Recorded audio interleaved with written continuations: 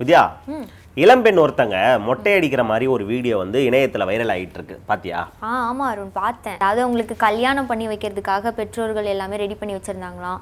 அந்த டைம்ல வந்து அவங்களுக்கு அந்த கல்யாணத்துல விருப்பம் இல்லை அப்படின்றதுனால அவங்க வந்து மொட்டை அடிச்சாங்க அப்படின்ற மாதிரி நான் பார்த்தேன். அதுதான் கிடையாது வித்யா. கல்யாணத்துல இருந்து எஸ்கேப் ஆகிறதுக்காக அவங்க அந்த மாதிரி பண்ணலையா, வேற ஒரு காரணத்துக்காக அவங்க பண்ணியிருக்காங்களாம். மொட்டை அடிக்கிற அளவுக்கு அவங்களுக்கு அப்படி என்ன காரணம் வரும்? அதாவது இந்த பொண்ணோட பேர் வந்து கீர்த்தனா. இவங்க வந்து கேரள மாநிலத்தை சேர்ந்தவங்க.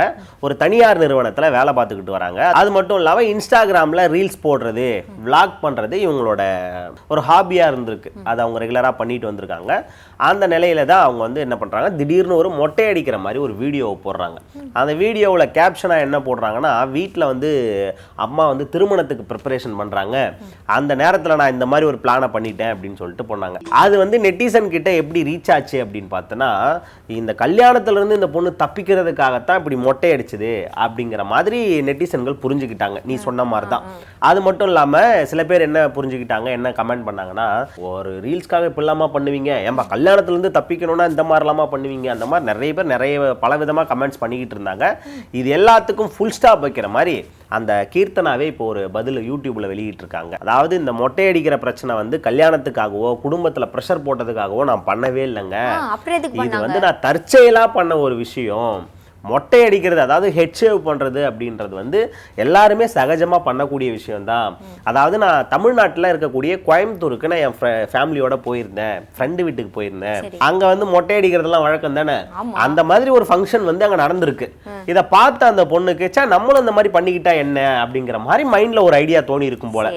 அதனால உடனே என்ன பண்ணியிருக்காங்க, யார்கிட்டையும் கேட்காம என் முடி என் உரிமை அப்படின்னு சொல்லிட்டு அங்கே உட்காந்து அவங்களோட முடியை வந்து இறக்கியிருக்காங்க, மொட்டை அடிச்சுக்கிட்டாங்க. ஓகேவா? இவ்வளோதான் அந்த இடத்துல நடந்திருக்கு. அது மட்டும் இல்லை, இந்த வீடியோ போட்டதுக்கு அப்புறம் நிறைய பேர் அவங்களுக்கு வந்து மெசேஜ் பண்ணியிருக்காங்க போல.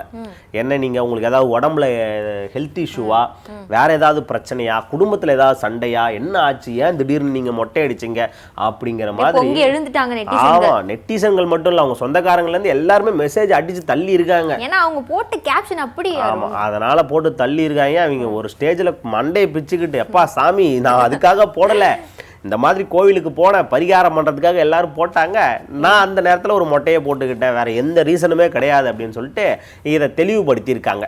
அப்போ அந்த மொட்டைக்கு பின்னாடி இருக்கிற ரீசன் இதுதானா? ஆமாம், கீர்த்தனாவின் மொட்டை அடிக்கும் வீடியோவுக்கு பின்னால் இருக்கும் காரணம் இதுதான் என்று கீர்த்தனாவே சொல்லி இருக்கிறார். ஓகேவா? ஓகே மக்களே, மீண்டும் அடுத்த கண்டென்ட்டோட சந்திக்கிறோம். அது வரைக்கும் டாடா பை பை சொல்லிக்கிறது நான் வித்யாகுமார். நான் உங்கள் அருண் பாண்டியன்.